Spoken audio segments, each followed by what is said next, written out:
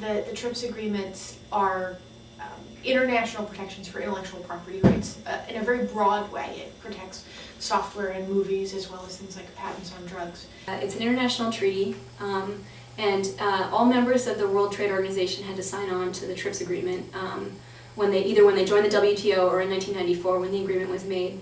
As you know, TRIPS is part of the WTO agreement. The WTO agreement is an agreement that a lot of governments have signed, and it's very, very difficult to change.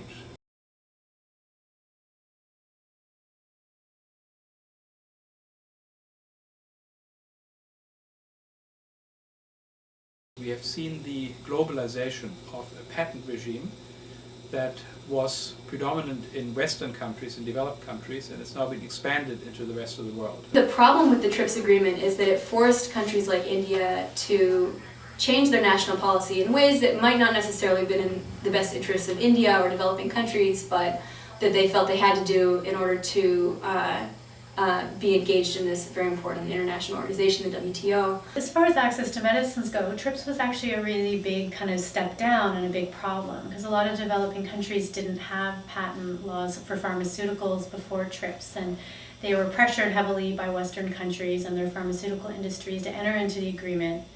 So certain countries like India, before they signed the TRIPS agreement, they did not, for instance, give out patents on products.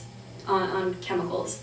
They only gave out patents on processes, and that meant for India that they could have this thriving generics industry where firms were reverse engineering drugs and finding a new process to make them and then selling them at affordable prices in India and all over the developing world. So you have all of these countries in the developing world who are afraid to take advantage of this access, even if they could find the money to do it, even if they could find the manufacturing capacity to do it, because they're afraid of retaliation based on the trade agreements that the United States has negotiated.